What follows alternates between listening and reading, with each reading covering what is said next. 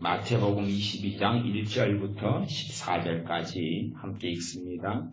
예수님께서 다시 비유로 대답하여 가라사대 천국은 마치 자기 아들을 위하여 혼인잔치를 베푼 어떤 임금과 같으니 그 종들을 보내어 그 청한 사람들을 혼인잔치에 오라 하였더니 오기를 싫어하거늘 다시 다른 종들을 보내며 가로되 청한 사람들에게 이르기를 내가 오찬을 준비하되 나의 소와 살찐 짐승을 잡고 모든 것을 갖추었으니 혼인잔치에 오소서 하라 하였더니 저희가 돌아보지도 않고 하나는 자기 밭으로 하나는 자기 상업차로 가고 그 남은 자들은 종들을 잡아 능욕하고 죽이니 임금이 노하여 군대를 보내어 그 살인한 자들을 진멸하고 그 동네를 불사르고 이에 종들에게 이르되 혼인잔치는 예비되었으나 청한 사람들은 합당치 아니하니 사거리 길에 가서 사람을 만나는 대로 혼인잔치에 청하여 오너라 한데 종들이 길에 나가 약한 자나 선한 자나 만나는 대로 모두 데려오니 혼인잔치에 손이 가득한지라 손님이 손을 보러 들어올세 거기서 예복을 입지 않은 한 사람을 보고 가로되 친구여 어찌하여 예복을 입지 않고 여기 들어왔느냐 하니 저가 유구무원이언을 임금이 사관들에게 말하되 그 수족을 결박하여 바깥 어두움에 내어 던지라 거기서 슬피 울며 이를 갈미 있으리라 하니라. 청함을 받은 자는 많되 택함을 입은 자는 적으니라. 아멘. 칼빈주의와 알미니안주의에 대해서 말씀을 전하고 있습니다. 칼빈주의, 알미니안주의의 극단적인 문제점 속에서 우리는 얼마든지 어리석어질 수 있습니다. 신학이라는 게 참 무서운 것이 이 신학을 줄이면 이상한 괴물이 어디에서든지 튀어나오게 됩니다. 많은 목회자들은 신학을 바탕으로 해서 성경을 보고 성경을 해석합니다. 그렇게 신학교에 가면 신학을 가리킵니다.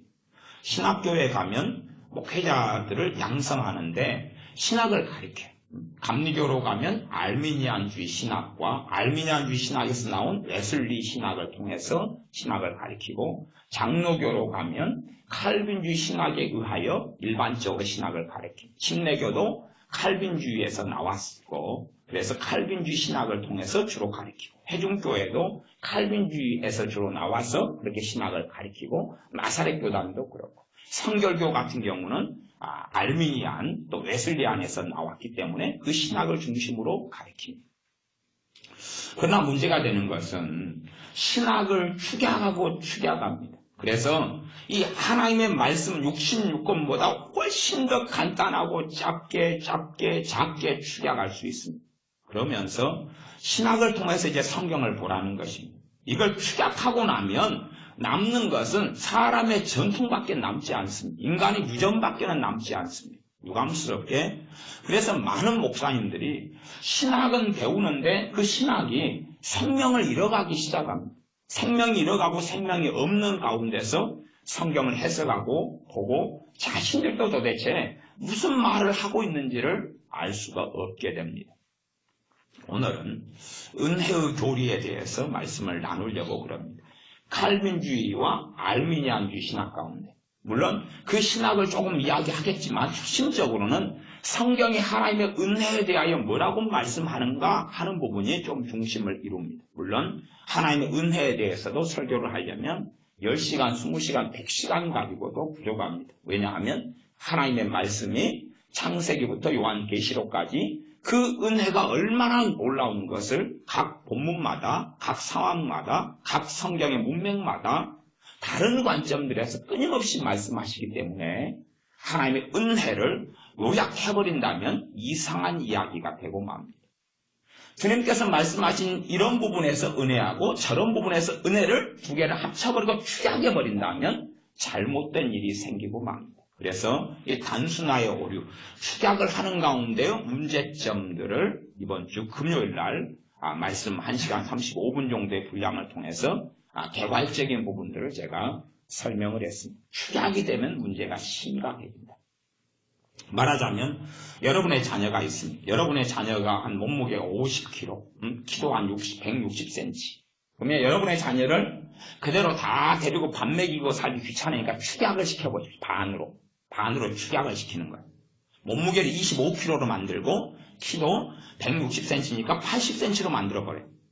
그러면 어떻게 되겠습니까? 기본적으로는 저는 한마디로 말합니다. 죽는다 그러는 것이죠. 여러분의 자녀는 영혼과 육체로 되어 있습니다. 그러면 축약을 시켜요. 둘 중에 하나만 골라내는 것이죠. 당연히 영혼이 중요하니까 영혼만 추출합니다. 육체는 버리지요. 그러면 자녀는 죽습니까? 삽니까? 죽는다. 어떤 자녀가 과목을 10과목을 공부해요. 10과목 공부하는데 10과목 공부에 성적이 다 들쑥날쑥이에요. 어떤 자녀는 수학은 잘하고 어학은 못하고, 어떤 자녀는 어학은 잘하고 수학은 못하고, 어떤 자녀는 수학, 어학 다 못하고 예체능은 잘하고. 그런데 그 10과목을 공부하는 자녀에 대해서 일괄적으로 성적이 어떻게 되느냐 축약을 하는 거예요. 공부를 잘하냐 못하냐. 그러면 그 설명만 듣고 정말로 그 자녀가 10과목에 대해서 어떻게 공부하는지를 알겠어요? 모르겠어요? 모를 거 아니에요. 이 자녀가 대인관계, 10명과 대인관계를 맺고 살아가는데 어떤 사람하고는 관계가 어렵고, 어떤 사람하고는 너무 좋고, 어떤 사람은 어렵지만 관계를 이어나가고 등등 많은 일들이 있을 텐데 이 자녀의 대인관계가 어떠하느냐? 한마디로 축약을 해라. 그러면 그걸 듣는 것, 말하는 것은 무조건 오류가 있고 오도될 수밖에 없는 것입니다. 그럼 저나 여러분의 삶이 여러분의 남편과 아내와의 생활, 자녀와의 관계, 부모와의 관계, 돈과의 관계, 대인관계, 직장에서 관계 등등 많은 관계들이 있는데 축약을 한마디로 해요. 한마디로 한 단어로 이것을 요약하시오. 요약 좋잖아요. 나의 대인관계, 머시기의 대인관계를 한마디로 축약하시오. 그럼 무슨 이야기가 나오겠습니까? 이상한 괴물 같은 게 튀어나오지 않겠습니까? 사실은 신학이라는 게 굉장히 무서운 것 중에 하나가 축약이 신학이기 때문에 그래요. 하나님의 말씀의 신학을 정상적으로 배우는 사람들은 축약으로 배워서는 안 되는 것입니다. 압축으로 배워서는 안 돼요. 압축으로. 여러분 가운데는 저처럼 머리가 큰 분들이 있지 않습니까? 그러면 우리 머리를 좀 축약을 시킬까요? 2분의 1로? 2분의 1로? 그러면 얼마나 머리가 작고 손바닥만 하고 주먹만 하고 얼마나 감사하고 좋습니까?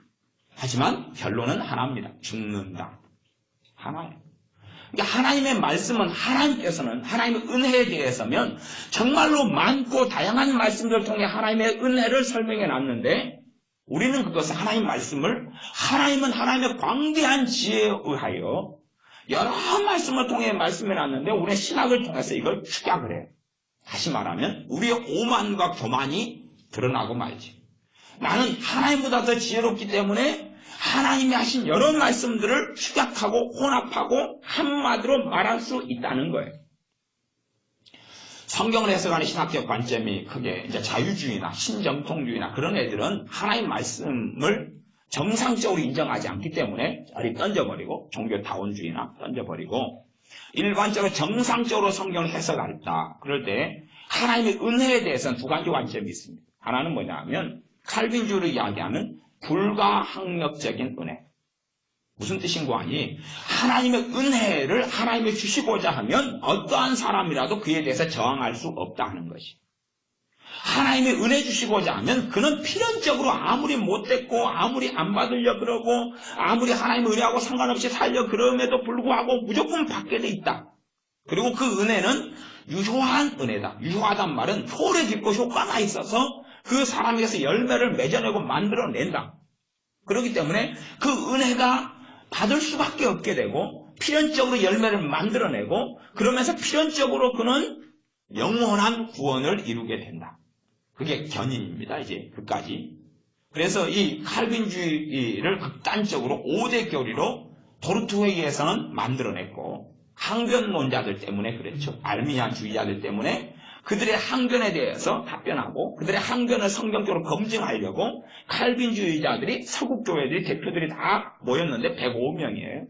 그 사람들이 이제 이 항변, 알미니안주의자들이 내놓은 항변에 대해서 성경적으로 또 그들의 신학적으로 검토를 해서 결론을 낸 게 도르트 회의를 통해서 한 6개월, 7개월에 걸쳐서 100몇십 회의 회의를 통해서 92개 조항을 내놨어요.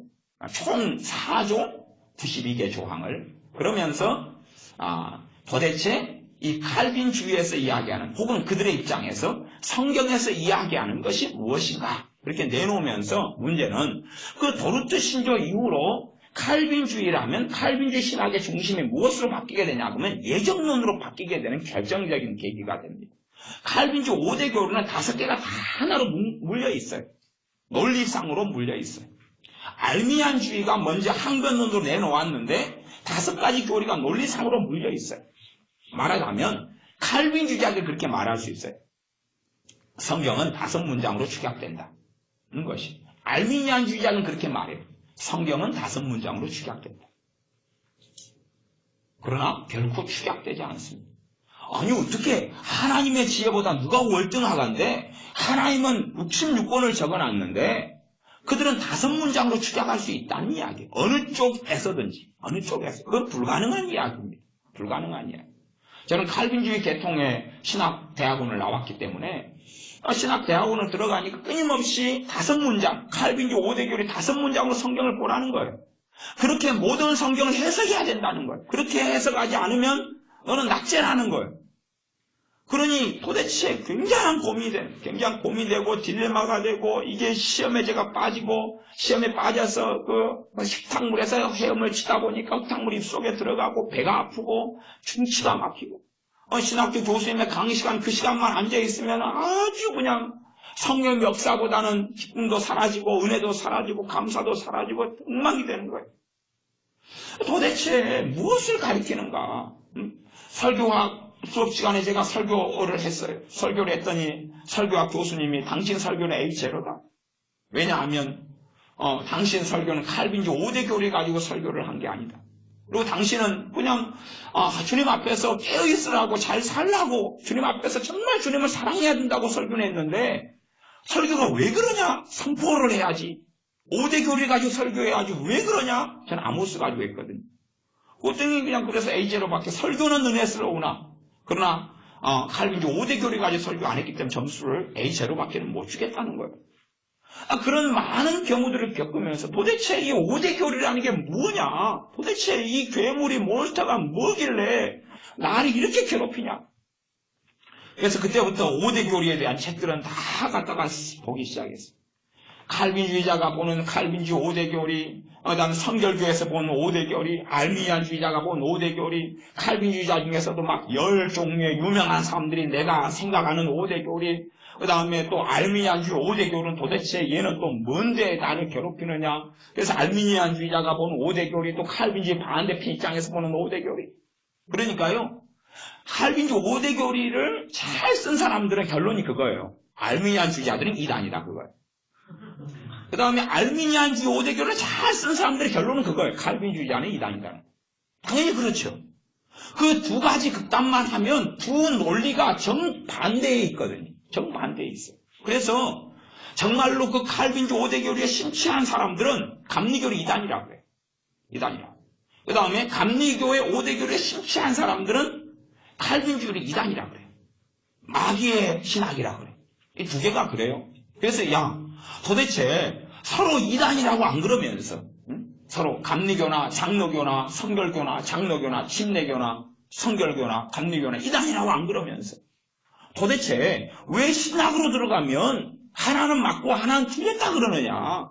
이 정체가 도대체 뭐냐? 그것까지 몇 년을 고민을 했어요.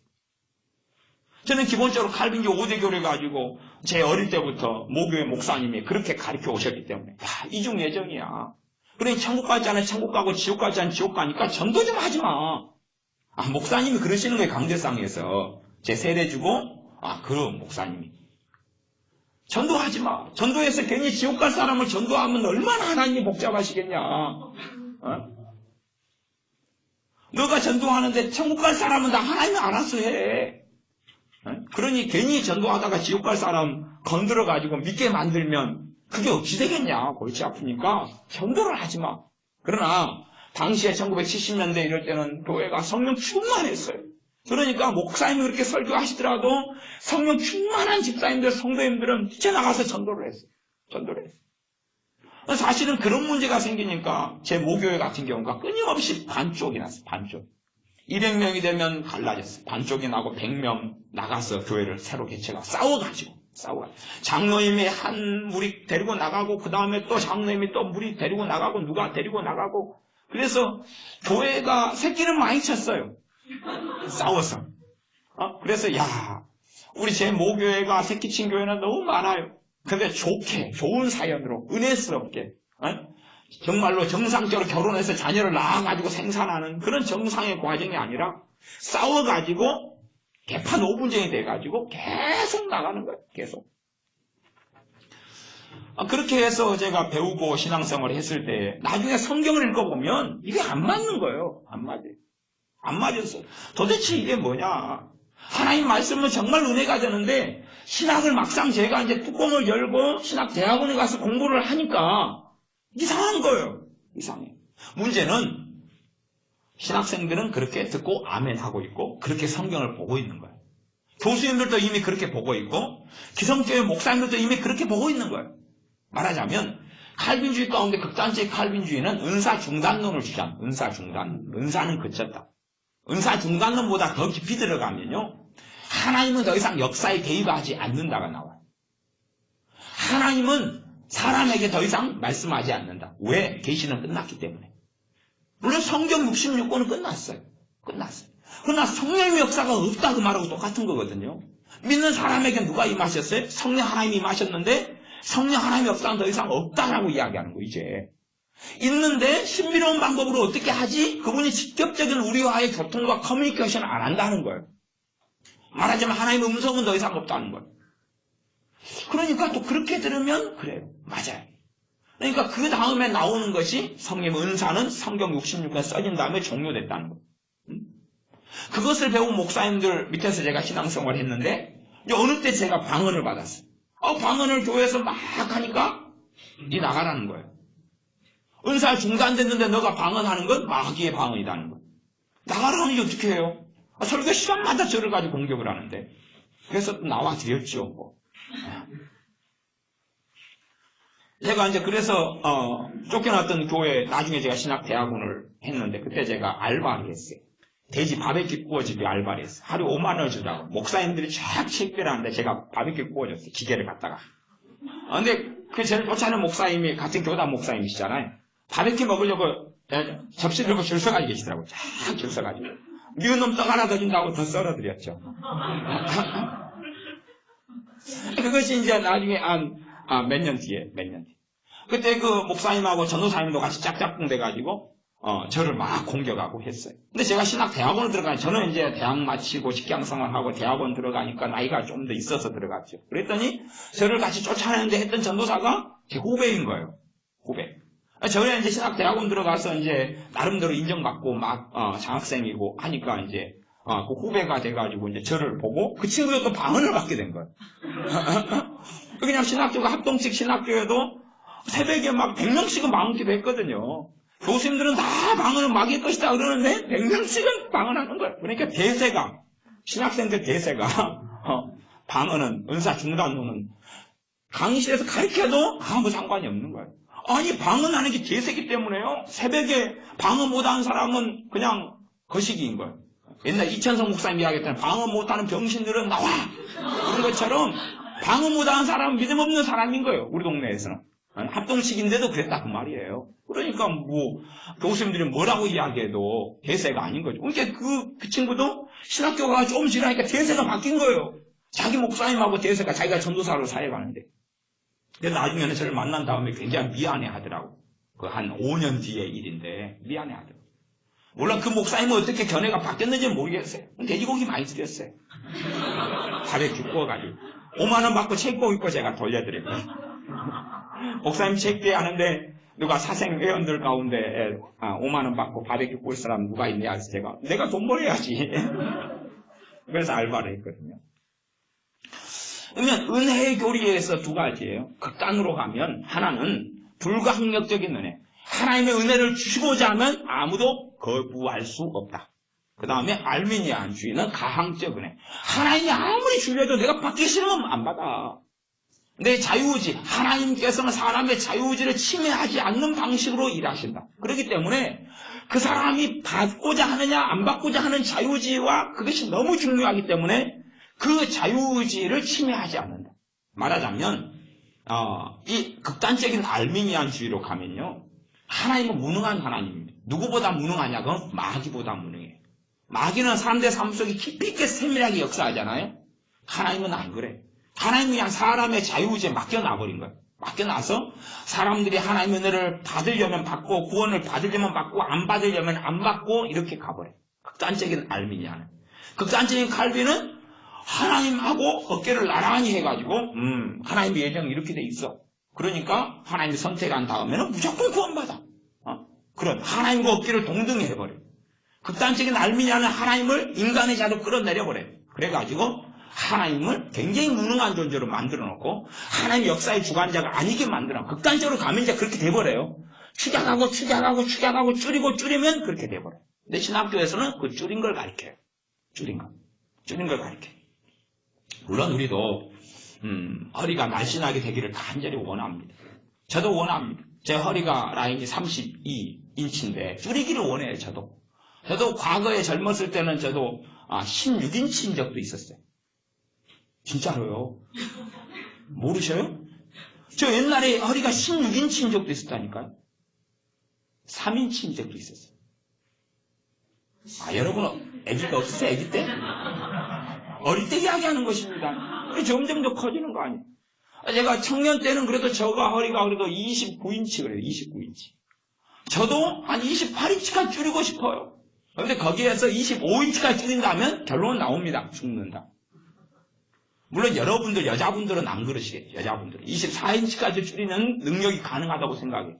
대신 18인치로 줄이면 결론 하나입니다. 죽는다. 그러니까 적당히 줄이는 것까지는 가능해요. 날씬하고 이쁘게 줄이는 것까지는 가능한데 더 이상 줄이면 생명의 위협을 받는 것입니다. 여자들이 몸무게를 줄이기를 원해요. 52kg. 그래서 나 48kg까지, 미스 코리아가 46kg인가요? 48kg까지 줄이기를 원한다. 그런데 40kg가 줄인다 그러면 당연히 그 사람은 그까지 줄일 수는 있으나 그 사람은 심각한 질병을 앓고 있고 그 다음에 현기증이 일어나는 이러한 그 영양실조에 있고 생명의 위기 속에 있다는 걸 이야기할 수밖에 없는 것입니다. 그러니까 어느 정도까지 줄이는 것은 가능하지만 그 이상으로 어떤 신학이 어떤 말씀을 보는 견해가 줄어버리면 심각한 문제가 되고 맙니다. 그래서 극단적으로 이제 신학을 하는 사람은 둘 중에 하나를 선택하는 기로 속에 놓이게 돼요.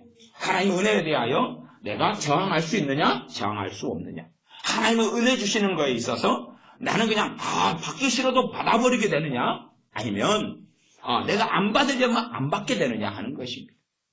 그리고 실제로 이 알미니안주의는 어떤 관점이 강하냐 그러면 현상적인 관점이 강해요. 진리의 말씀으로 보기보다는 현상적인 관점이 강해요. 실제로 내가 경험하는 것을 이야기하는 것에는 알미니안주의가 거의 가까워요. 그러니까 여러분이 하나님의 은혜를 얼마든지 안 받을 수 있어요. 복음을 전했는데 그 사람이 안 받아들이는 것을 본다 그 말이에요. 예수님을 믿으라 그러는데 안 믿는 거예요. 이 사람이 거절하는 게 가능하구나 하는 걸 보게 되죠. 실제로요. 그래서 그걸 하나를 선택해버리고 그런 관점에서 어느 거든지 성경을 해석하게 되면 성경은 눈에 가리워지고 안 보이게 되는 것입니다. 축약하고 추약한 것 가지고 해버리면 안 돼요. 성경은 이 가항적 은혜와 불가항적 은혜가 두 가지가 공존해버립니다. 공존해버려. 함께 가버려. 하나님께서 아브라함을 불렀습니다. 선택해서 불렀습니다. 가항적입니까? 불가항적입니까? 불가항력이잖아. 불가항력. 감사하게 아브라함은 하나님의 그 부르심에 그 은혜를 받고 응답했어요. 응답 안 할 수도 있었겠죠. 그치요? 응답 안 할 수도 있었겠죠. 나 응답했어요. 하나님께서 아브라함의 자손 가운데 야곱을 선택했어요. 하나님께서 야곱을 사랑하고 에서는 미워하였다 그랬어요. 야곱을 선택했어요. 야곱을 하나님이 선택하니까 야곱의 인생이 그냥 화려하고 꽃피었습니까? 아니면 사실 하나님이 선택했는데 하나님하고 다른 길을 걸어가니까 야곱의 인생이 비참했습니까? 비참했다고 야곱은 바로왕 앞에서 고백합니다. 내 인생 나이가 130 몇 살인데 내 조상보다는 연수가 어립니다. 그런데 말로 다 할 수 없는 고생을 많이 했습니다. 고생 많이 했죠. 시기가 있는 질투와 이간질이 있는 마누라 4명을 데리고 사는데 시기 질투가 1명만 있는 마누라 데리고 살아도 시어머니 사이에 누구 사이에 시누이 사이에 말 한번 돌리면은 비참하죠. 여자 4명이 마누라가 돼가지고 시기 질투하고 서로 간에하고 그것만 해도 아마 저는 믿습니다. 아마 야곱은 대머리였을 것이다. 나중에 천국 가서 물어보세요. 너무 그냥 괴로움을 많이 당해서 여자들 때문에. 그래서 야곱은 4명이서 여자아들을 구하지 않습니다. 다윗은 여자만 구하고 여자하고 깊이 있게 관계를 살기를 원치 않아요. 이렇게 300명을 데리고 살아요. 300명. 솔로몬도 그래요. 솔로몬 1000명. 의자왕은 궁녀 이야기죠. 마누라 이야기가 아니잖아요. 솔로몬은 궁녀가 아니라 자기 마누라가 1000명이다니까. 마누라가 스케일 자체가 의자왕, 100개 의자왕하고 스케일이 틀려요. 이 하나님의 사람들 스케일은 정상적인 결혼하고 정상적인 자녀 교육하고는 아무 상관이 없는 길을 걸어갑니다. 이 야곱은 굉장히 하나님께 사랑하셨는데 우리가 생각하는 그런 게 아니에요. 야곱은 하나님을 등지고 도망가는데 하나님 끝까지 그를 추적하시는 거예요. 그렇죠? 그리고 다시 그를 부르시고 다시 그가 죽게 된 상황에서 다시 보호하시고 그러나 다윗은 야곱은 하나님께 완전히 돌리질 않아요. 마음을. 맨 처음에는 마누라 여자의 라헬에 빠져있다가 그렇게 빠져있다가 그 다음엔 돈에 빠져있다가 그 다음에 자식에 빠져요. 그냥 자식에 빠지니까 그걸 돌이키려고 하나님께서는 요셉을 불러가시죠. 죽은 것으로 알고 지내요. 아니 하나님이 선택한 야곱한테요 하나님 말씀 안 하셔요. 요셉을 잃어가지고 그 슬픔 속에 너무 오래 야곱은 살잖아요. 성경에 그게 나옵니다. 성경에 나와요. 근데 하나님이 함께 하신 야곱한테 야 요셉 안 죽었다. 요셉 살아있어. 그것만 하면 야곱이 몇 년 동안 슬픔을 겪습니까? 거의 20년을 겪고 20년을 한 17살에 가가지고 언제 만납니까? 39살인가 만나잖아요. 그러니까 20년의 슬픔을 22년이 넘는 세월을 자기가 정말로 사랑했던 아들이 죽은 거에 대한 슬픔을 겪는데 하나님 말씀 안 하셔요. 사랑하신다 그러면 그 이야기를 해주면 좋잖아요. 살아있다고. 근데 살아있다는 말씀 안 하셔요. 그게 하나님의 사랑이에요. 우리가 인간적으로 생각하는 사랑이 아니라. 대신에 그는 하나님과 깊은 관계 속에 들지를 못해요. 왜? 이제 자식한테 빠졌거든요. 그 다음에 이제 어느 때 정도 벗어나냐 그러면 요셉이 사라진 다음에 베냐민에 빠져요. 베냐민이 깊이 있게 빠지니까 결국은 이 요셉을 통한 요셉은 성령의 역사가 있는 사람, 하나님의 인도를 받는 사람이 베냐민을 달라 그러는 거예요. 유다나 형들을 통해서 베냐민을 달라는 거예요. 데려오라는 거예요. 그러니까 이것 때문에 정말로 큰 고통을 겪어요. 야곱이. 베냐민까지 떠나가면 나는 죽을 것이다 그러고 아들도 그래요. 이 아들만 없으면 내 아버지가 죽을 거예요. 그만큼 그냥 그 자신만 집착하고 애착하고 살아가는 거예요. 그럼 거기에다가 이제 말씀을 딱 투입하면 좋죠. 어떤 말씀 투입하면 야곱은 지옥 가냐 그러면 하나님보다 네 부모나 찾아나 자식을 더 사랑하는 자는 하나님 나라 들어갈 수 없다 그러면 야곱 지옥 딱 끝나. 근데 하나님께서 그렇게 야곱의 인생을 마감시키지 않습니다. 그리고 베냐민을 보내게 하셔요. 그러면서 야곱이 중심을 차려 잃으면 잃을 것이다. 그리고 다시 하나님께로 마음을 돌립니다. 그때 하나님은 요셉을 만나게 하시고 베냐민을 찾게 하시고 남은 생애를 평안하게 보내게 하셔요. 요셉의 시중을 받으면서 평안하게 보내게 하시고 그러면서 이 야곱의 정말 험난했던 인생이 돌고 돌아서 여자에게 돈에게 재물에게 그리고 맨 처음에 재물에게 빠졌죠. 그래서 형도 속이고 아버지도 속였잖아. 재물, 여자, 재물, 그 다음에 자식.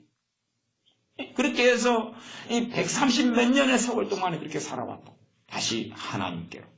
겨우 그래요. 하나님이 야곱을 사랑했는데 생각에 부귀영화를 주고 아니면 정신 차리는 마음을 주고 철든 마음을 주고 하나님만을 사랑하는 마음을 두고 그게 아니에요. 그러니까 그럴 때는 강제가 은혜죠.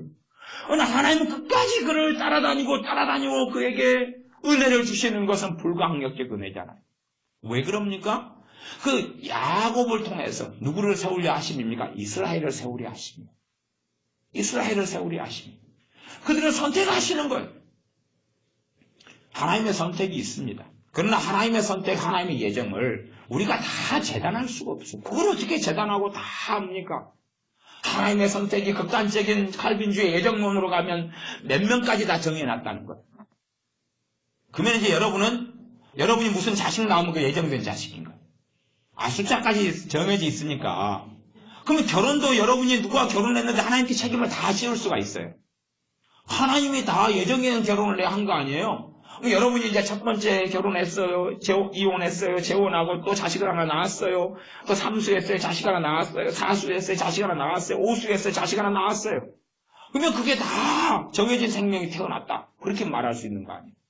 이상하죠? 아프리카에서는 강간이 굉장히 많아요. 강간 당해가지고 13살이 또한 이 먹고 살기 위해서 자기 몸을 파는데 500원이요. 500원. 여자애들이 12살, 10살 애들이 500원 받고 몸을 팔아요. 먹고 살아야 되니까. 그러니 그런 거 중요하지. 도덕성이나 이런 건 생존 앞에 중요하지 않아요. 그럼 10살 애들이 주로 이제 그 화물 트럭 기사, 아프리카로 횡단하는 이 기사들한테 500원 주고 몸을 팔아요. 그 다음에 임신을 해요. 애가 태어나요. 에이지로 태어나고. 그러면 그게 예정된 영혼이었다 그러면 우습지요. 하나님은 그런 악을 허락하지 않고 그런 악 속에 살지 말아라고 성경에서 말씀하시는 거예요. 그런데 하나님과 어깨를 나란히 하면서 그래서 하나님의 예정은 이렇다라고 성경이 몇 부분 말씀하는 것 밖에는 절대 벗어나지 않아야 돼요. 그런데 벗어나는 거예요. 왜 벗어나게 되냐 그러면 도르투웨이 이후로서 칼빈주 신학의 중심이 무엇이 되냐 그러면 예정론이 중심이 되는 거예요. 그러니까 모든 걸 예정으로 보겠다는 거예요. 이제 모든 걸 성경에서 몇 번은 말씀하지 않아요. 모든 걸 예정으로 보겠다는 거예요. 하나님께서 바울을 예정했어요. 예정한 다음에 무슨 일을 행하십니까? 이방인들을 구원하시죠. 하나님의 예정은. 하나님이 야곱을 예정했어요. 그래서 누굴 세웁니까? 이스라엘을 세우고 결국 이스라엘에서 누가 나십니까? 우리 주 예수 그리스도께서 구주가 오셔요. 사도들이 거기서 나와요. 그리고 에서 족속들을, 에돔족을 구원하지 않습니까? 그러니까 초대 신약시대의 초대 교회에서는 아주 신속하게 그 터키, 사우디아라비아 이러한 에돔 족수 있는 데가 다 복음화가 돼버려요. 그 세대 동안에 거의 복음화가 끝나버립니다. 그러니까 오직 하면 여기는 복음 전할 데가 없으니까 지금 사도 바울은 어디 가겠다는 것입니까? 스페인, 서바나, 스페인에 가서 복음을 전하겠다고 계획을 세우지 않습니까? 왜냐하면 이 이스라엘, 로마, 그리스, 또 이 아테네 이런 데 아덴 전부 다 유럽권까지 다 복음이 당대에 다 석권이 돼버려요. 안 들어본 사람이 없다고 나와버려요. 성경에 가요. 아니, 여러분이 복음에 전해진 때가 오래 걸렸다 착각하지 마십시오. 거의 당대에 끝나버립니다. 거의. 굉장히 급속도로 복음이 전해져 버려요. 그런데 오래 걸렸다고 하는 건 왜 그러냐면 그렇게 주님께 제일 먼저 돌아왔던 사람들이 몇 세기가 되기 전에 주님께 다 배교해버려요. 그것이 지금 이슬람 땅이에요. 배교자들. 그렇기 때문에 하나님께서는 하나님을 등지고 버린 사람들에게 이슬람이라는 정말로 악한 이 종교, 정교일치의 무서운 종교를 놔둬버려요. 하나님께서 마지막 기회를 이슬람에게 주실 거라고 저는 믿습니다. 다시금 주님께 돌아올 기회를 줄 거라고 믿습니다만은 그들에게 복음이 안 전해진 게 아니라 이미 초기 때부터 이미 전해져서 상황 끝난 것이에요. 그들이 이제 주님께 등을 돌리면서 복음을 부인하고 우리 주 예수님을 부인하면서 악하게 된 것이에요. 어쨌든 간에 하나님께서 누구를 선택하신다. 그러면 누군가를 유기하고 버린다 하는 극단적인 이중 예정의 문제가 아니라 하나님이 누구를 선택하시는 것은 아브라함을 선택하시는 것은 너로 복의 근원을 만들고 제사장 나라를 만들어서 다른 나라 다른 민족까지 부르시고자 하는 하나님의 예정이라고 성경이 이야기하고 있는 거예요. 그러지 누군가를 선택했기 때문에 누군가가 버림받는 그러한 인간 사변의 문제는 아니에요. 그런 문제가 아니에요. 그게 당연한 논리처럼 보이지만 그러나 하나님의 사랑과 그분의 긍휼을 알지 못하는 거예요. 저는 만인구원설이나 보편구원설의 극단적인 어떤 부분을 이야기하는 건 아닙니다. 성경에서 베드로 사도를 하나님 선택해요. 뭐 하겠다는 것입니까? 아니, 유대인들을 구원하고 복음을 전하게 하시려고 그러는 것 아닙니까? 하나님이 예레미야를 선택해. 그래서 뭐 하시겠다는 거였어요? 그를 통하여 이스라엘에게 하나님의 뜻을 증거하겠다는 거 아니에요. 하나님의 세례 요한을 선택했어요. 뭐 하시겠다는 겁니까? 외치는 소리로서 주님의 오실 길을 예배하게 하고 우리 주 예수님에 대해 증거하려고 세우신 거 아니에요. 하나님의 선택은 그것이. 우리가 로마서에서 바로를 봐요. 바로를 통해서 바로의 강팍함을 하나님 강팍하게 하셨다 그래요. 결론은 뭡니까? 바로가 강팍하니까 이 고센 땅하고 고센 땅은 피하게 되지만 애굽에가 10가지 재앙이 있어요. 재앙을 통해서 그 많은 이집트 사람들이 누구를 만납니까? 살아계신 하나님께 돌아올 기회를 얻어요. 누구는 죽어가지만 그러나 그를 통하여 살아계신 하나님의 어미로움과 공의로움과 창조주 하나님을 만납니다. 나중에 출애굽할 때 잡족들하고 성경에 나옵니다. 허다한이라고 또 나와요. 잘 봐보세요. 출애굽할 때 이스라엘 백성만 고센에서 나갔다 그런 게 아니에요. 10가지 재앙을 통해서 정말로 많은 사람들이 이스라엘로 돌아와요. 그리고 하나님을 섬기게 되고 이집트 사람들 여러 족속들이 들어오게 돼요. 10가지 재앙은 단지 이집트만이 겪었던 그런 게 아니에요. 그러니 바로를 강팍해 하시면서 그렇다고 바로 강팍해 했지 바로 그것을 죽인 게 아닙니다. 그러죠? 죽인 게 아니에요. 바로가 다시금 하나님께 돌아올 기회는 있었다. 저는 그렇게 봐요. 그가 강팍해 되면서 그를 통하여 하나님의 재앙을 내리시는데 끔찍한 재앙들이 나타나고 사람들은 살아계신 하나님을 만나게 되고 알게 됩니다. 또 이스라엘 백성들도 살아계신 하나님을 경험하게 되고 체험하게 됩니다. 그리고 구원 가운데 초청하는 하나님의 은혜의 역사 가운데 하나가 10가지 재앙이다. 그렇게 저는 봅니다. 이스라엘 백성들을 통하여 무수한 광야의 여정 속에 일들이 벌어집니다. 그러면서 여러 민족들은 하나님에 대한 이야기를 듣습니다. 하나님을 두려워하게 되고 떨게 됩니다. 그러면서 하나님에 대해서 잊어버렸어요. 노아의 조상 이후로 똑같은 민족 속에서 줄기 속에서 조상이 같은 조상 속에 나왔고 하나님의 말씀을 같이 배웠다가 하나님을 등적하기 시작한 거예요. 그들이 다시금 이 이스라엘 통해서 하나님 베푸시는 놀라운 이적과 기적을 통해서 하나님께 다시 듣게 되기 시작해요. 하나님께 돌아올 기회들을 얼마나 받게 되는 것입니다. 이스라엘을 선택한 것은 그런 것이에요. 그런 것 이스라엘만 선택해서 그들만 천국 보내고 누구를 지옥 보내겠다는 게 아니에요. 이 극단성으로 들어가면 무서운 열매가 맺혀집니다. 그래서 하나님의 은혜에 대해서 강적이다, 불강력적이다. 하나님의 은혜를 하나님의 주면 아무도 거역할 수 없다. 거기에서 성경 해석하는 것도 무섭고 괴물이 나타나고 강적이다. 받기 싫으면 안 받을 수 있다. 응? 많은 부분은 그게 해당이 돼요. 성경에 많은 부분은 그게 해당돼요. 주님께서 말씀하지 않습니까? 내가 너희를 부르는데 너희가 내게 나오기를 원치 아니하도다. 너희가 내게 영생을 얻으려고 나오기를 원치 아니하도다. 요한복음 4장 말씀. 그렇게 말씀해요. 가버나움아, 고라시나 베세다야, 너희가 왜 회개하지 않느냐? 너희를 회개케 하기 위해 이렇게 많은 권능을 내가 너희에게서 행했는데 가버나움아 하늘까지 높아지겠느냐? 고라시나 베세다야 왜 회개하지 않느냐라고 말씀하시죠.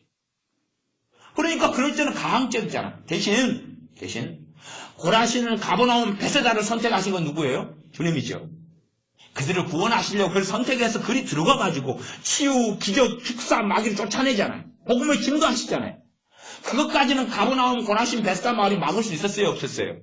없었잖아요. 그건 불강력적이잖아요. 그치요? 두 가지가 다 존재하는 것이. 어느 성경을 보더라도 그래요. 그러면 사람이 있어요. 그러면은 머리하고 몸을 잘라버릴까요? 잘라버리면 그때는 결론은 하나입니다. 죽는답니다. 그러니까 하나님의 말씀 안에서 성경을 해석하고 거기에서 신학이 나와야 되는 거예요. 거기에서. 그런데 인간 사변으로 흘러가면 이제 이상한 괴물들이 어디에서든지 튀어나옵니다. 어떨 때는 더 무서운 괴물이 튀어나오냐 그러면 축약, 압축으로 가면 더 무서운 괴물이 튀어나옵니다. 저는 컴퓨터의 압축 프로그램을 이야기하는 건 아닙니다. 컴퓨터의 압축 프로그램은 원본 훼손시킵니까? 안 시킵니까? 안 시키죠. 그래서 다시금 풀면 그대로 나타나는 것이. 최소한은 하나님 말씀에 있는 것을 어떤 부분에도 해당이 되는 신학이 나와야 되는 것입니다. 어떤 부분에도 해당이 되는 신학이 나와야 돼요. 또한 하나님께서 무엇을 애정하시냐면 이 말씀을 애정하셨어요. 말씀을 애정하셨다니까요. 말씀이 하나님 뜻이에요. 이 말씀 안에서 하나님이 행하셔요. 하나님께서 어떻게 행하시냐를 그 아들을 통해서 마지막 때 계시하셨고 사도들을 통해 이 하나님 말씀을 기록하게 하셔서 말씀을 통해 하나님의 뜻과 하나님께서 어떻게 행하시고 어떻게 하실까를 말씀하셨어요. 그러면 극단적인 칼빈주의로 가버리면 하나님의 선택, 인간의 타락, 하나님의 선택, 사람으로서 절대 구원 못 받아? 그러니 하나님의 선택을 통해서만 구원받아? 선택한 사람들한테 하나님이 은혜 줘? 은혜 준 사람은 절대 거기까지 못해? 거기까지 못하니까 무조건 은혜 받았어? 무조건 변화되었어? 끝까지 주는 배신하지 않아? 천국 끝. 칼빈주의 5대결이. 그러면 믿음이 있을 자는 있어요? 없어요? 주님은 이 땅에 오셔서 마태마가 누가 요한복음 끊임없이 뭘 말씀하세요? 믿음을 이야기해요. 베드로 사도가 무리를 걷게 해주소서. 그러니까 주님께서 걸어오라 그랬어요. 걸을 능력을 주셨어요. 그까지는 불가항력적 은혜죠. 걸을 능력을 줬단 말이에요. 안 줄 수 있는데 주님이 줬어요. 무리를 첨벙첨벙 걸어왔어. 그러다가 풍랑을 보고 겁먹어가지고 꼬르륵 빠져들어가면서 그 수영선수인 베드로 어부지 않습니까? 수영선수죠. 여러분이 베드로 헤엄 잘 치는 거 성경에 나왔습니다. 주님이 저 바닷가에 있으니까 겉옷을 벗고 있다가 다시 걸치고 그냥 풍덩풍덩해서 주님께 헤엄치고 가잖아요. 이 수영선수가 목수인 주님한테 살려달라 그러는 거예요. 물 위에서. 그러니까 목수인 주님께서 이 어부고 수영선수인 베드로를 살려주시면서 하시는 말씀이 너가 왜 의심하였느냐. 너가 왜 의심하였느냐. 그러니까 주님은 하나님께서는 무엇을 통해 역사하신다고 성경에 하나님 뜻을 계시했냐고 믿음을 통해 역사하신다고 계시했어요. 로마서 말씀에 우리가 전파하는 것이 곧 믿음의 말씀이라고 사도 바울이 말씀해요. 하나님의 은혜에 대하여 그분의 사랑에 대하여 전하면서 이게 무슨 말씀이라고요? 믿음의 말씀이다 그러는 거예요.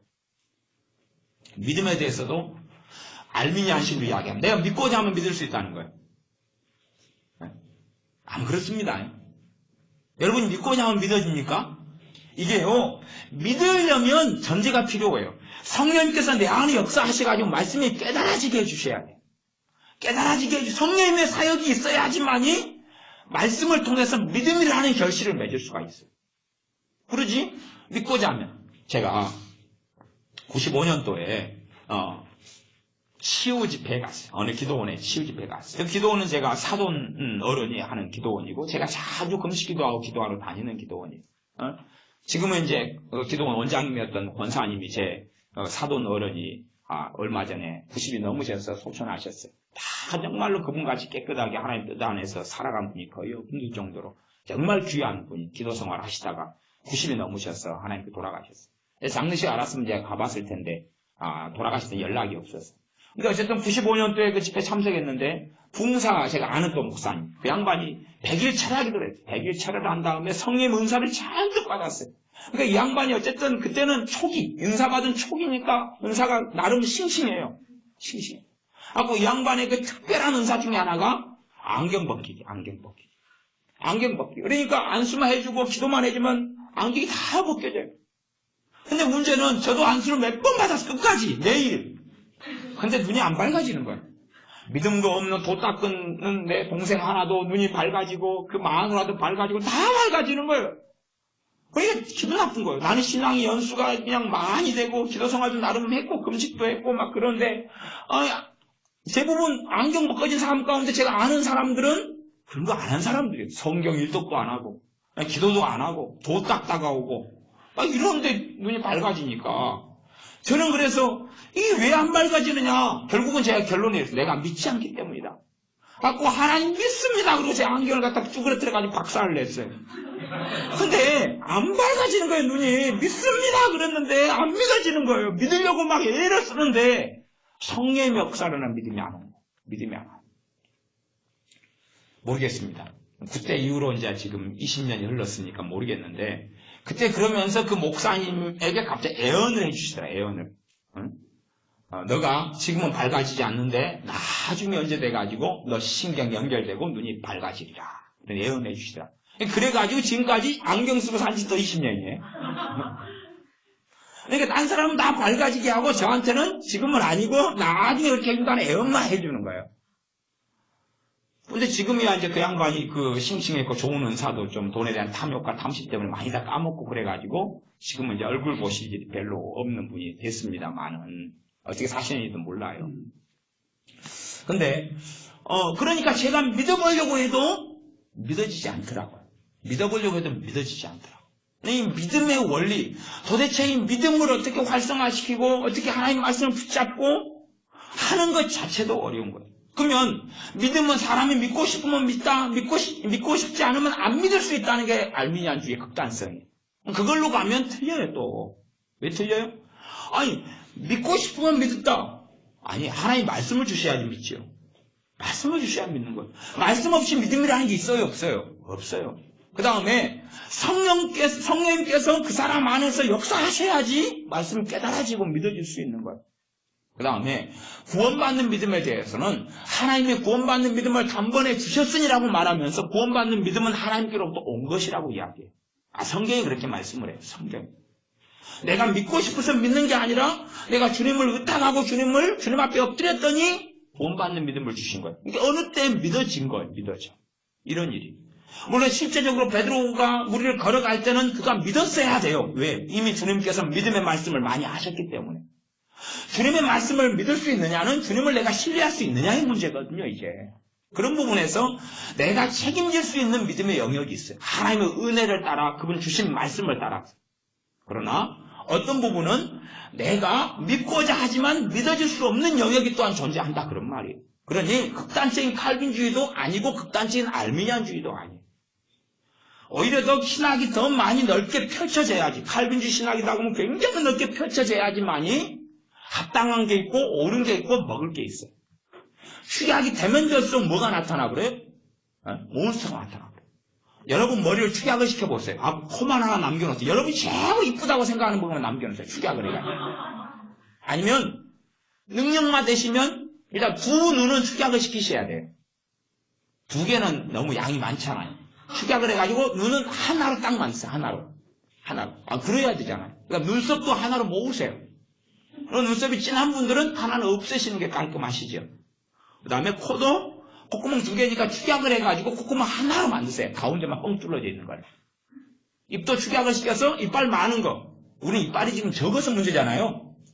그래 임플란트 하고 막 그러잖아요. 그러지 말고 축약을 해가지고 이빨 앞니 두어 개, 아랫니 두어 개 남길 거 축약을 딱 시키세요. 또 입이 커서 걱정이시잖아요. 또 쬐까리만 있어요. 이렇게 만들어가지고 밥도 쭈꾸는 거 먹고 그렇게 해서 안녕 친구야 쪼꼬나게 얼마나 이뻐요. 쪼꼬나게 해가지고 말하고 사는데요. 그래서 입도 쪼꼬나게 축약을 해가지고 이렇게 말하고 이렇게 사세요. 축약을 다 시키시라고 말이에요. 기도 알싸리 하나로 만들어버리세요. 그래가지고 이제 여러분의 그 감동 오는 대로 하나님께 기도하세요. 나 머리 위쪽에다가 귀를 달게 해주세요. 아니면 내 말을 누가 뒤에서 많이 내 욕을 하니까 뒤쪽에다 귀를 달아가지고 그래서 뒤쪽 쫑긋해가지고 하나 큰 당나귀 같은 거 하나 축약하시든지 하나를 만드시든지 좀 쬐깐하게 해서 고성능으로만 해달라 그러세요. 귀는 아주 단축같이 귀를 만든 다음에 귀 성능을 2배 고성능으로. 그렇게 하면 좋잖아. 갖고 이제 여러분의 머리를 축약을 하세요. 그러면 이쁜 얼굴이 나오죠? 이쁜 얼굴 나오잖아요. 이쁜 얼굴. 아름다운 얼굴. 그 중에서 최고 아름다운 부분을 중심으로 해서 모든 걸 축약을 하는 거예요. 눈이 좀 아름답다면 눈 중심으로. 응? 눈만 그냥 얼굴 한가운데 팍 박아주는 거예요. 그러면 나오는 게 뭐예요? 괴물이요. 괴물이에요, 괴물. 하나님 말씀을 그렇게 축약으로 흘러가는 신학은 잘못된 거예요.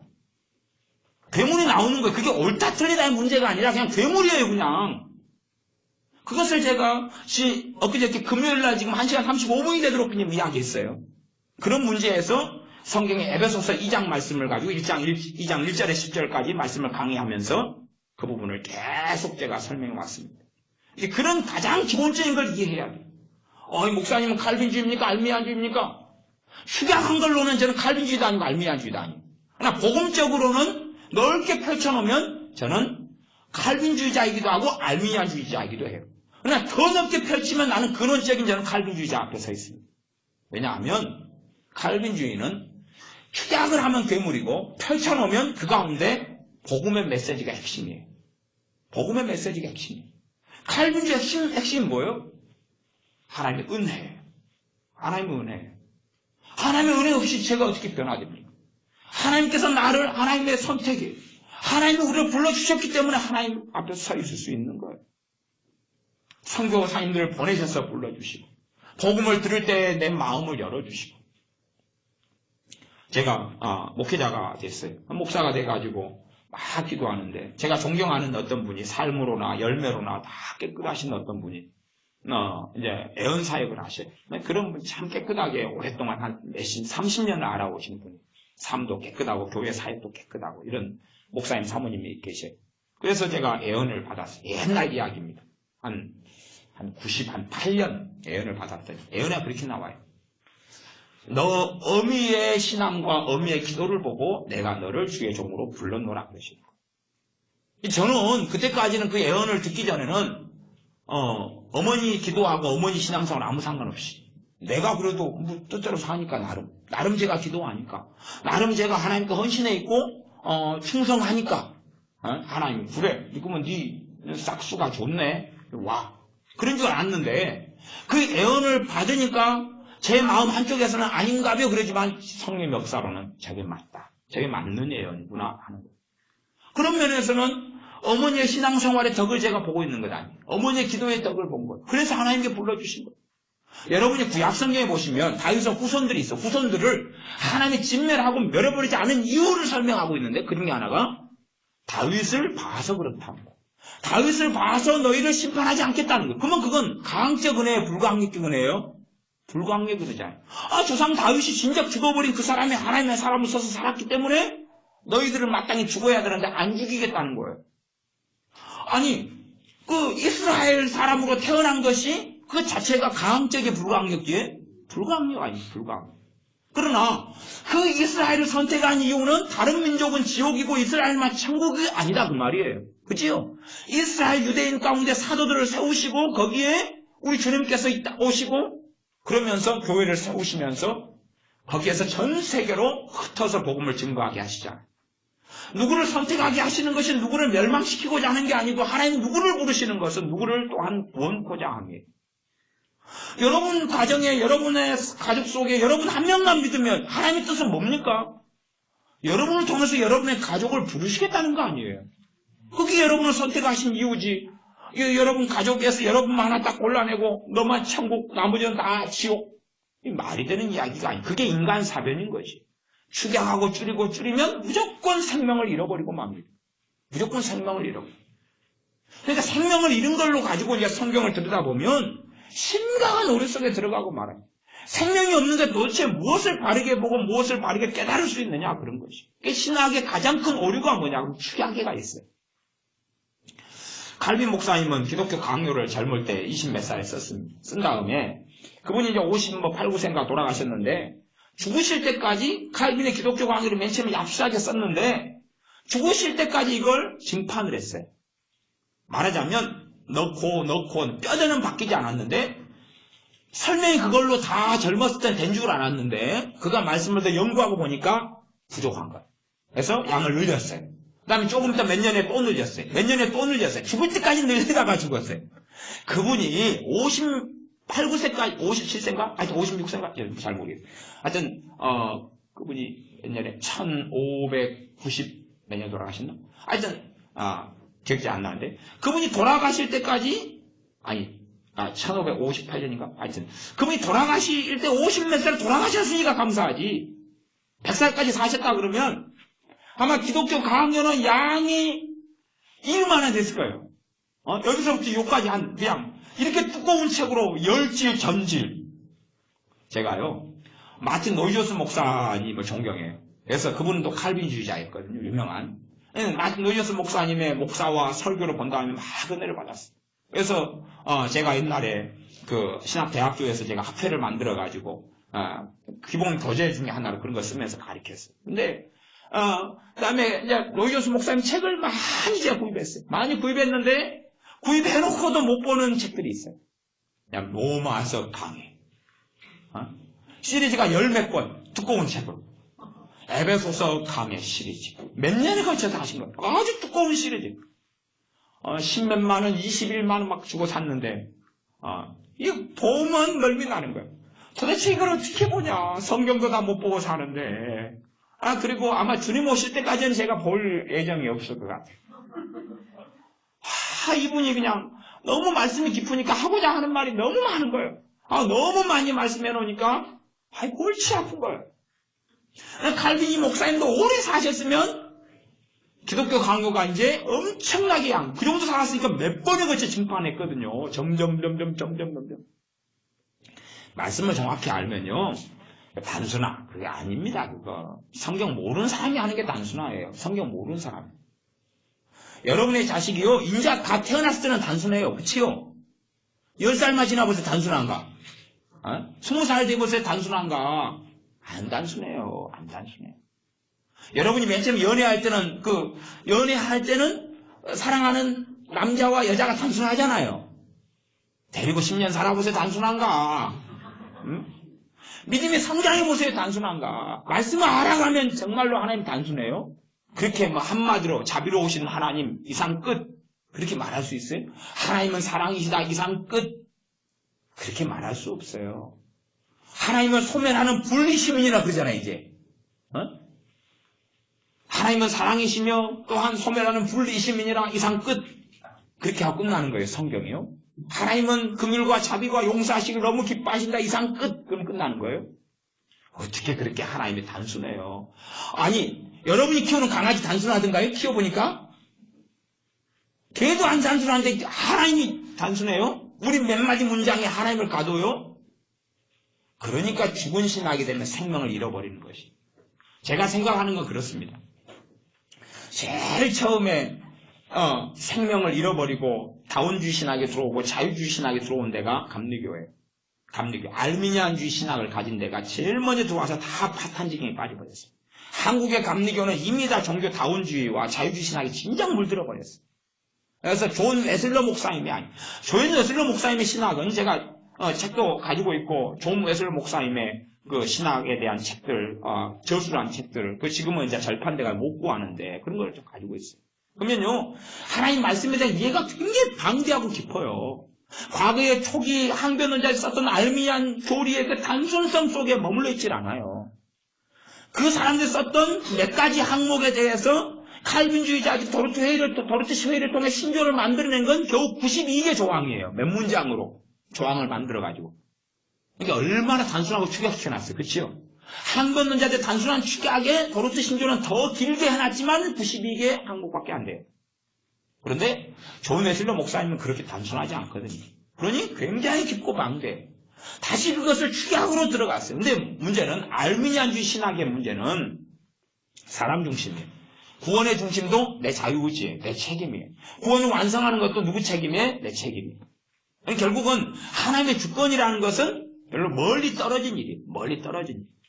그래서 이 알비니안주의 신학으로 가면 어떤 이야기를 하냐 그러면 하나님께서는 다만 도덕적으로 설득만 하고 그 이상의 일은 하실 수 없다. 하나님의 설득을 받아들여서 믿든지 안 믿든지. 알미니안주의 신학 원본으로 가면 그렇다니까요. 원본으로 가면. 그러니 결국은 알미니안주의 극단적인 신학과 자유의지와 인간의 책임과 내가 구원의 완성자고 내가 구원을 선택해야 되고 내가 하나님께 나를 불러주신 것을 내가 화답해야 되고 하는 중심으로 흘러가면 이제 성경 역사도 사라져가고 그 다음에 하나님의 주권적인 사랑도 사라져가고 그 은혜와 긍휼과 자비도 사라져가고 그 다음에 믿음도 어떤 관점의 믿음요? 하나님과 사람과의 관계 속에 하나님 말씀하신 관점의 믿음이 아니라 내가 믿을 수 있고 내가 믿음을 만들어낼 수 있다는 믿음이에요. 그러니까 결국은 생명을 제일 먼저 잃어버리는 게 알미니안. 그 다음에는 생명을 잃어버렸으니까 말씀이 깨달아지지 않고 성령 역사가 없으니까 선택하는 것은 말씀을 경험하지 않으니까 경험될 수 없잖아요, 말씀이. 그러니 이단 사슬에 들어오고 자유주의 신학에 들어오고 그렇게 해서 제일 먼저 황폐화가 돼버리고 맙니다. 칼빈주의도 그렇게 하면서 그럼에도 불구하고 칼빈주의 안에 뭐가 있어요? 하나님의 주권이 있고 은혜가 있죠.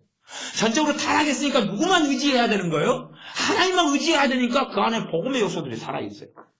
그러니까 그 가운데 이제 축약으로 들어가니까 말씀 중심에서 다시금 축약을 넓히는 사람은 숨이라도 쉬고. 혹시 모르면 어차피 꼴보기 싫은 자식들이 있잖아요. 여러분이. 자식 한 둘이 낳았는가요? 그러면 꼴보기 싫은 자식에 진짜로 제가 그랬다고 그러지 마세요. 목을 조르세요. 축약을. 목을 조르세요. 어디까지 조르면 얘가 엄마, 숨 안 쉬어, 숨 안 쉬어. 그러기 말을 듣지. 목을 더 조르면? 그러면 더 이상 조르면 안 됩니다. 죽습니다. 인공호흡 해야 됩니다. 마우스 되면 마우스. 그러니까 어느 때까지 목을 졸라 축약하면 죽어요, 살아요? 죽어요. 그러니까 칼빈주의 신학을 어느 정도까지 축약을 딱 해버리면 그때부터 생명을 잃어버려요. 생명을 잃는 데에 다시 말씀으로 돌아가는 사람은 은혜를 받고 살아나요. 대신에 삶 가운데 하나님의 역사는 별로 못 누려요. 왜? 믿음이라는 요소를 거의 버려버렸기 때문에. 대신에 성령의 역사는 있어요. 은혜 받고 깔딱깔딱 노인네가 돼가지고 아니면 중환자가 돼가 살아가요. 그러나 많은 사람은 더 축약하는 가운데 뭘 잃어버려? 생명을 잃어버려요. 통합식 같은데. 다 통합식 모든 사람이 그런 건 아닙니다. 그러나 잃어버리니까 이제 성경이 뭘로 변해버려요? 사병과 죽은 것을 변해버려요. 통합식이 호신대나 가면 호신대 제 후배들, 제 제자들이 다 목사대가 됐는데 완전히 다 끝나버렸어요. 넋이 나가버렸어요. 그래서 나는 하나님께 앞에서 깨어서 기도하지 않는다. 그게 무슨 필요가 있냐고 저한테 애들은. 제 제자들이 그래요. 그래서 네하고는 의절이다. 장신대, 진짜 그렇게 오래돼 버렸어요. 종교 다원주의자들, 자유주의 신학을 가진 사람 다 교수들이에요. 천주교 사람들 다 교수들. 제 제자 중에 한 명은 거기 통합체육, 전주육, 한유 장신대. 제자예요. 교수들이 누구냐? 가톨릭 신학을 가지고 가톨릭. 그런 사람들이 가르쳐 뭘 가르쳐요 도대체? 다원주의 가르쳐요. 다원주의. 진짜 그렇게 다 된 지가 오래됐어요. 왜 그러냐? 그러면 제가 제 개인적으로 생각하는 거예요. 제 개인적으로. 축약하다 보니 목을 졸라 확 죽여버리니까 이제 생명이 있어요? 없어요? 없지요? 말씀이 체험되지 않지요. 그러니까 자유주의와 신정통주의와 다원주의를 받아들일 수밖에 없는 분이에요. 이제 합동 같은 경우는 보수로 축약했는데 목까지 다 졸라 죽이지는 않은 거예요. 그러니까 이제 아이고 간혹 가다가 숨을 못 쉬는데 다가 딱 은혜에 대한 말씀 들으면 숨을 한번 허럭 쉬다가 다시 확 조이고 그래서 보수로 남아있는데 생명은 없고 성령의 역사는 없고 거의 죽어버리면 이제 그래서 다 끝나고 냉랭하고 맨날 그래서 믿는 사람이 모이면 개싸움만 해요. 교회가 개싸움만 하는 교회들. 그러면 확 죽여버려요. 숨 졸라 죽여버려요. 근데 복음의 요소가 살아있는 데는 칼빈주의. 그러니까 제가 칼빈주의자라고 그러는 거예요. 하지만 사람 중심의 신학은 알미니안이에요. 근데 실제로 이제 알미니안주의 신학을 굉장히 강조하는 사람들의 특성이 있어요. 특성은 뭐냐 그러면 그 사람들이 성령 충만한 특성들이 있어요. 다 그런 건 아닙니다. 근데 과거에 존 웨슬리 목사님, 성령 충만한 분이었어요. 성령 충만하면 기도하고 싶으면 기도가 돼요, 안 돼요? 되지요. 거룩하게 살고 싶으면 거룩하게 사라져요, 안 사라져요? 사라지지요. 하나님 말씀을 사모하니까 성령 깨달아지고 믿어지지요. 성령 충만하니까 본인이 거기에서 이야기하는 거예요. 하나님 말씀 좀 사랑해라. 자기는 말씀 사랑하니까 말씀이 확 깨달아지고 은혜가 돼요. 근데 은혜가 다 떨어진 사람한테는 먹혀요, 안 먹혀요? 안 먹혀요.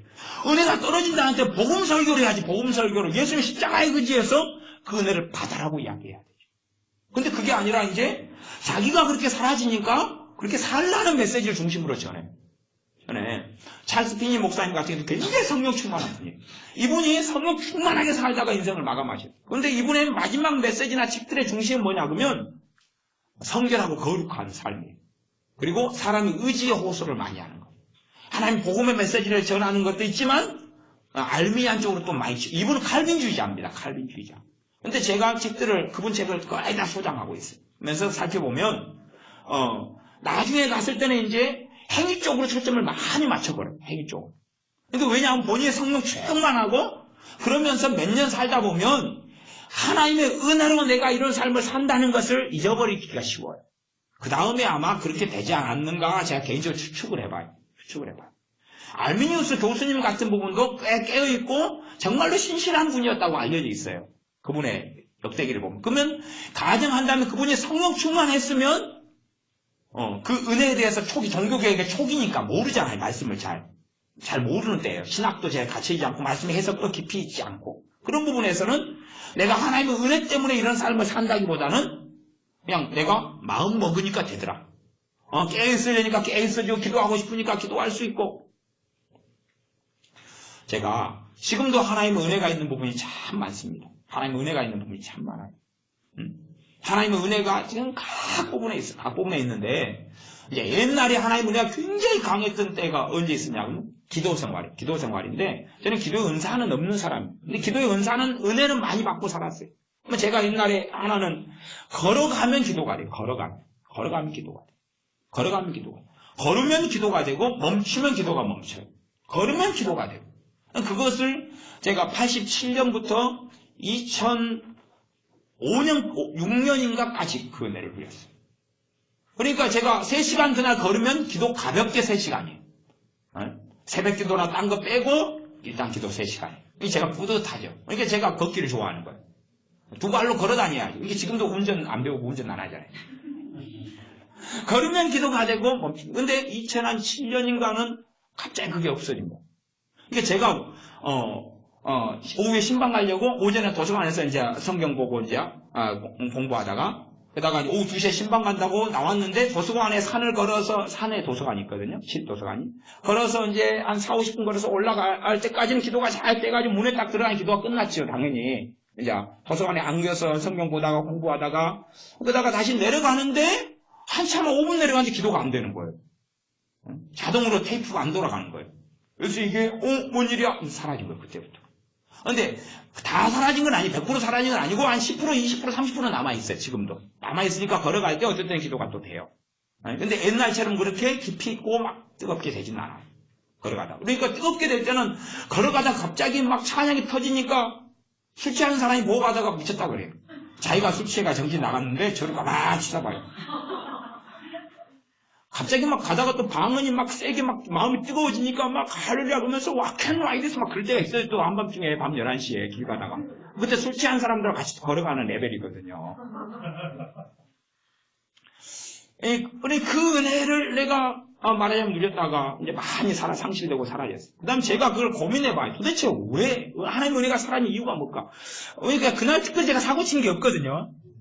그 전날도 사고 친 게 없고 그 전전날도 그렇고 그냥 맨날 그 삶이에요. 그 삶. 반복적인 삶이에요. 그냥 성경 좀 보고 기도 좀 했다가 신방 갔다가 그 다음에 또 성경 좀 보고 그냥 그 삶인데 갑자기 사라져버린 거예요.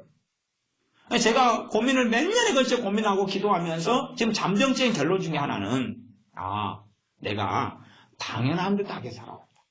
내가 이게 당연한 듯이. 내가 87년부터 2007년까지 거의 20년 동안 이 은혜를 누리고 사는데 나는 당연한 듯이 이 은혜 때문에 제가 기도하게 되고 그 기도 때문에 제가 신앙생활이 유지되도록 하나님의 총체적인 은혜인데 그냥 당연한 듯이 제가 성령 충만하고 이랬을 때는 성령 충만하니까 다 사라져요. 삶이 사라져요.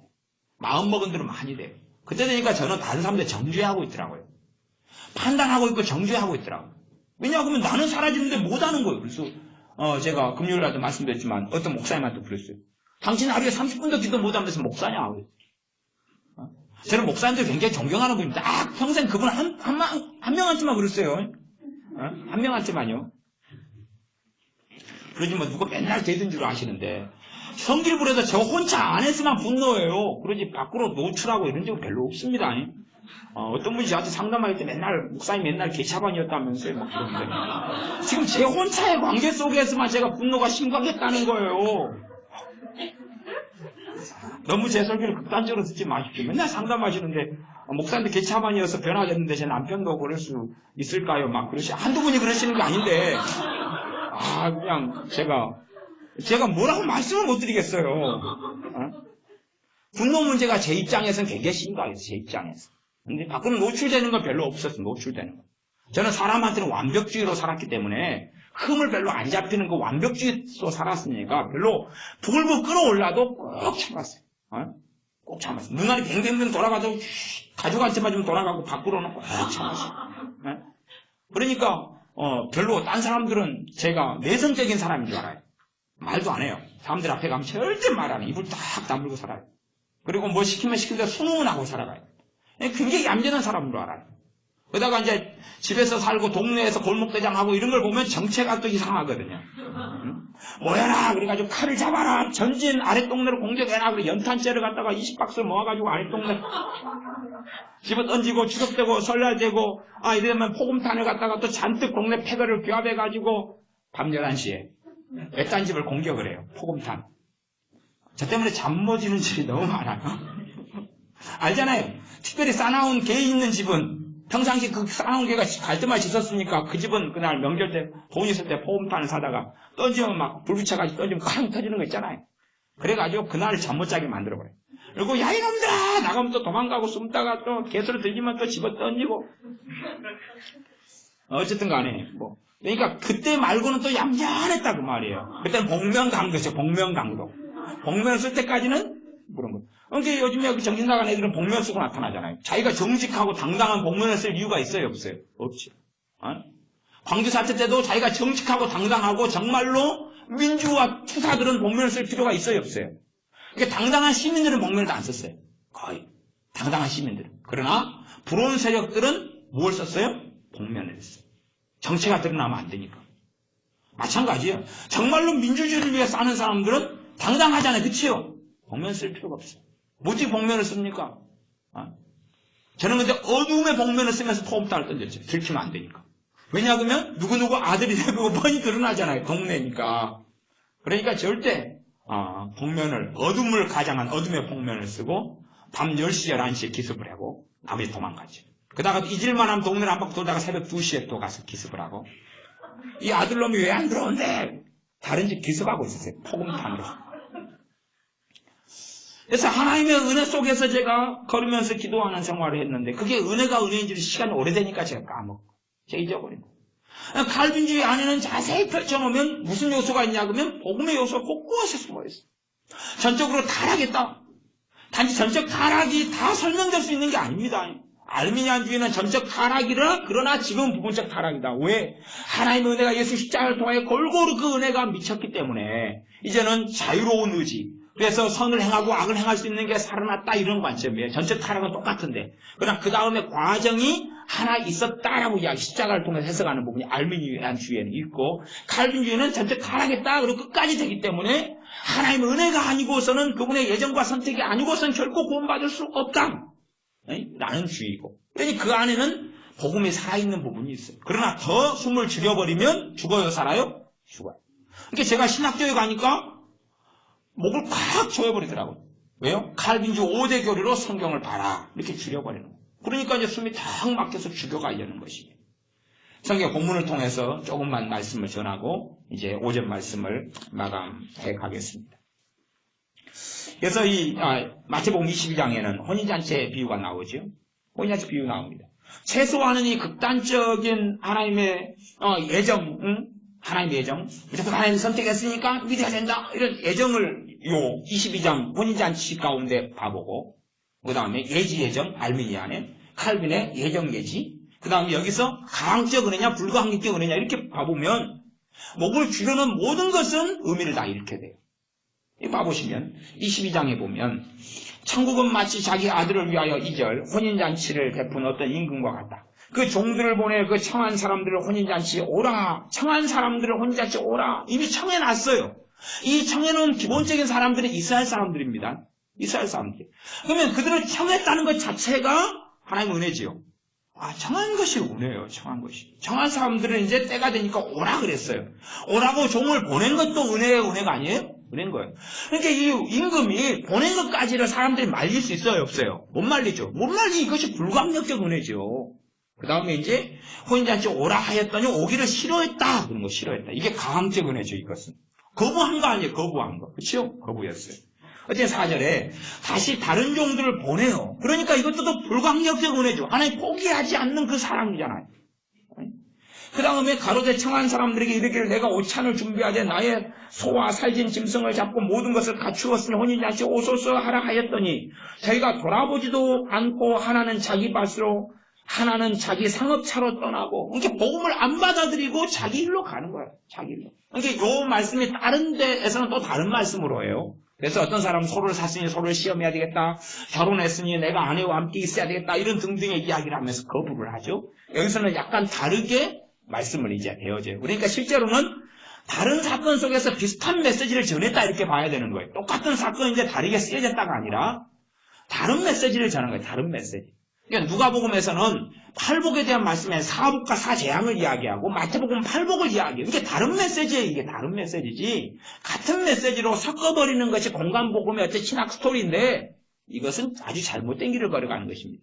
그러니까 공간복음이라 마태마가 누가복음 공간복음이란 말 자체가 나온 것부터가 이미 세계를 합치겠다는 의도인데 하나님은 다르기 때문에 다르게 써놓으신 거예요. 다르기 때문에. 그때부터 이미 잘못 가기 시작하는 것입니다. 그래서 오찬을 준비하였을 때 4절 나의 소와 살찐 짐승을 잡고 모든 걸 갖추었으면 혼인잔치 오소서 이게 불가항력 끼고네. 이거 부르는 것까지는 그거 부르는 거예요. 대신 안 간다 그러니까 가항력. 안 간다. 응? 정말로 혼인잔치를 베풀어서 왕의 잔치에 너무 좋은 잔치에 너무 귀한 잔치에 오라고 부르는 것이 얼마나 큰 은혜입니까? 문제는 또 이들이 5절에 보면 6절에 보면 그 남은 자들은 이제 어떤 사람은 안 받아들이고 끝내는데 어떤 사람은 안 받아들일 뿐만 아니라 종들을 핍박을 하는 것이 핍박을 하는 능욕을 해요. 그래서 6절에는 그 남은 자들은 종들을 잡아 능욕하고 죽였다 그래요.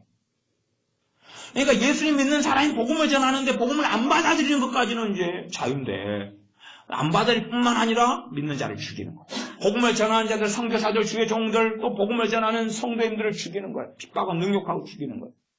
그러니 하나님은 가만히 있겠느냐 하는 거예요. 하나님은 가만히 있지 않다고 이미 말씀하셨어요. 그래서 7절에 보면 임금이 노하여 군대를 보내 그 살인한 자들 진멸하고 그 동네를 불사르고 하나님이 이렇게 하신다 그러는 것이 이렇게 하신다. 아니 하나님의 은혜의 부르심이 있어요. 하나님의 은혜의 부르심. 그 부르심이 유효하지 않느냐 그런 신학기장이 던져버리고 하나님의 은혜로 불러요. 부르고 또 부르고 또 부르죠. 근데 거부할 수 있어요. 거부할 수 있으니까 가항적이죠. 하지만 하나님의 그 사랑과 은혜로 부르는 것 자체를 말리지는 못해. 그 하나님의 뜨겁게 잃어버린 자들을 구원하고 싶은 그 열망을 그건 사람들은 막을 수 없는 거예요. 사람들이 사실은 예수 그리스도의 생명의 복음을 반대하는 이유는 그 복음을 제대로 알지 못하기 때문에 그래요. 죄와 허물로 내가 죽었다는 그 내 영적 실상을 제대로 알지 못하기 때문에 주님을 부인하는 거예요. 세상을 사랑하기 때문에 그렇고 진리를 사랑하지 않기 때문에 그렇고 악을 사랑하기 때문에 주님을 부인하는 거죠. 8절 이에 종들에게 이르되 혼인잔치는 예비되었으나 청한 사람들은 합당치 아니하다. 하나님이 청했어요. 그런 부분에서 청한 것 자체가 하나님의 선택이죠. 그러나 결정적인 선택은 이루어지지 않죠. 하나님의 청한 하나님의 선택은 나타났는데 그들이 화답하지 않으니 하나님의 청한 그것이 결국은 택함으로 가지 않는 거죠. 여기서 신학 이야기를 하려는 게 아니에요. 지금 말씀 이야기를 하려는 거예요. 말씀 본문도 이렇게 길고 복잡해요. 그죠? 이 하나님의 말씀, 이 혼인잔치의 이야기만 해도 1절부터 14절까지 이렇게 길어요. 그런데 이런 말씀들이 다른 각도 속에서 다른 양상에서 무수하게 많이 튀어나와요. 탕자 이야기. 기다리는 아버지를 탕자가 말렸어요? 못 말렸어요? 못 말렸지. 못 말렸잖아요.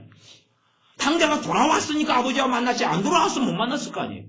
돌아왔어요. 술 먹고 못돼 먹은 자식놈이 돌아왔는데 아버지는 다시 끌어안고 모든 걸 회복시키는 거예요. 그게 복음이죠.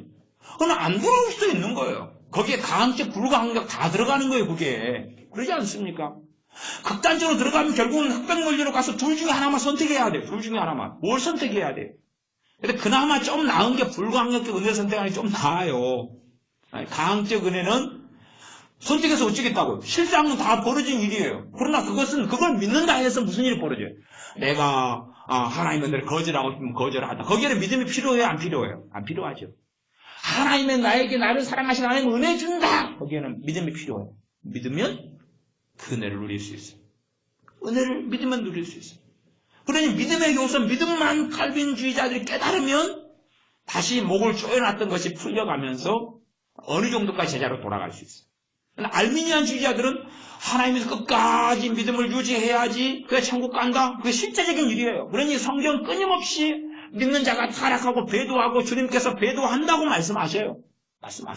그러니 제가 히브리서 요즘 강의하고 있지만 배도에 대해서 얼마나 주님 벗어나고 떠나가는 것을 얼마나 많이 성경이 히브리서 많이 말씀하니 그걸 조심하라, 경계하라, 주의하라, 큰일 난다, 이 큰 구원을 등한히 여기면 안 된다. 참 많이 말씀해. 왜 믿는 자가 타락하니까 그렇죠. 그래서 믿는 자가 또 타락할 수 있다가 알미니안주의 5번째 교리예요. 그럼 믿는 자가 타락할 수 있다는 믿을 필요가 있어요, 없어요? 그냥 그래.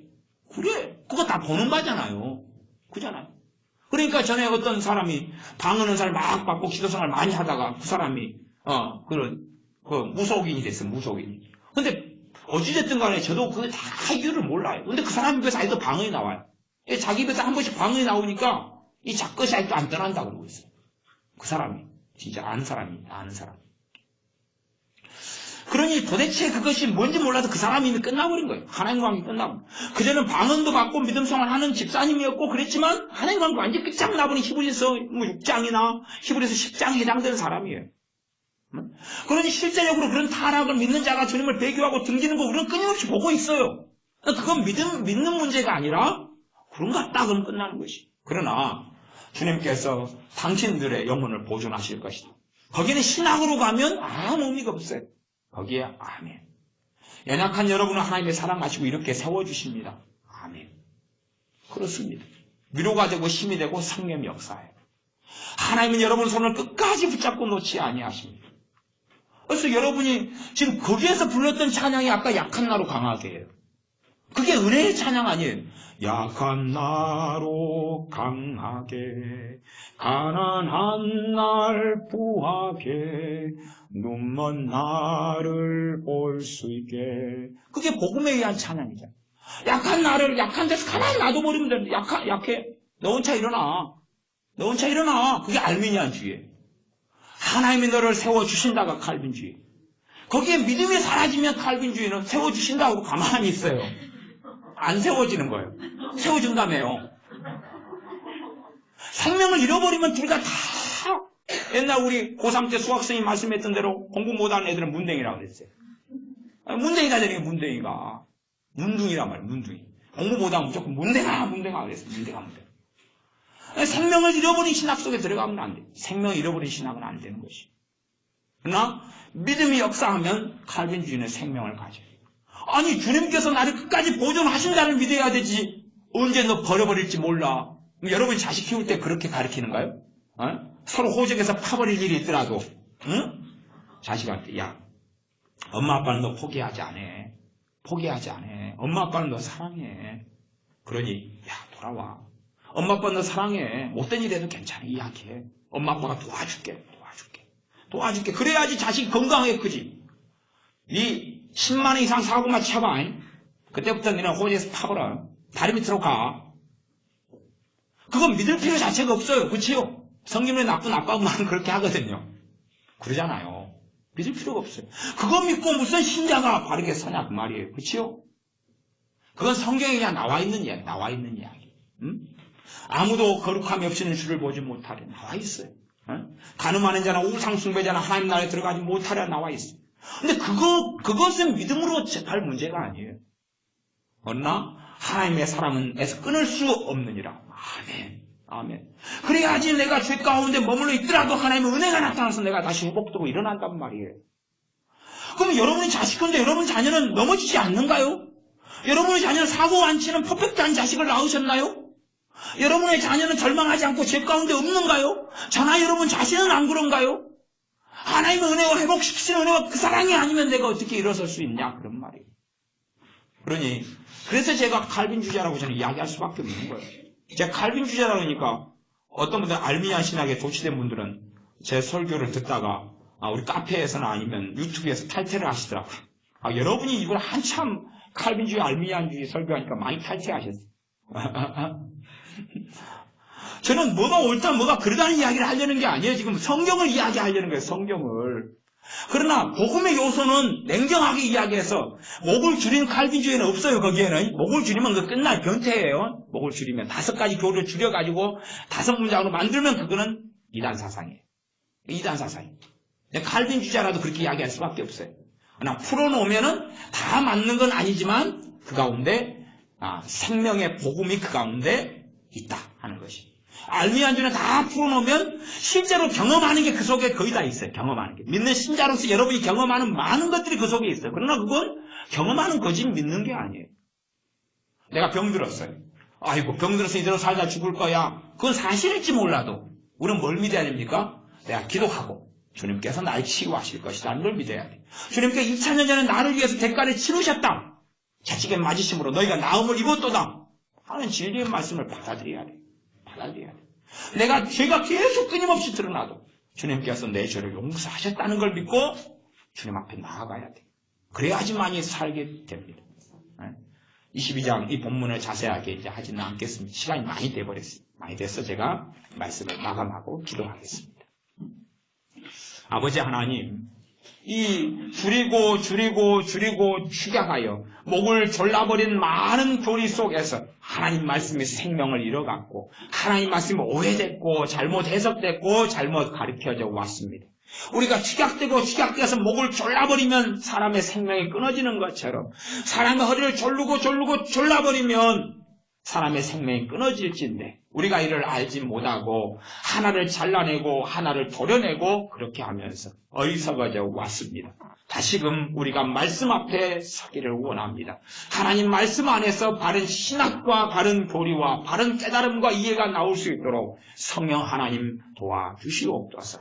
그리하여서 하나님 말씀 66권의 풍성한 말씀을 통하여 주님을 알아가게 하시며 그 사랑에 젖어들게 하시되 무엇보다 우리에게 주시는 한량없는 은혜의 말씀과 사랑의 말씀과 생명의 말씀과 믿음의 말씀과 복음의 말씀을 통하여 가난한 자, 무능한 자, 비천한 자, 어리석은 자를 세우시는 한량할 수 없는 만극하신 하나님의 사랑과 은혜를 누리고 사는 우리 되게 하여 주시옵소서.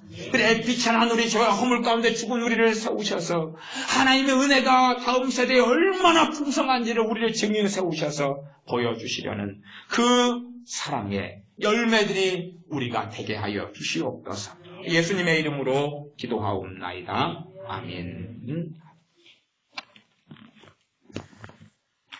제가 시간이 많이 되었습니다.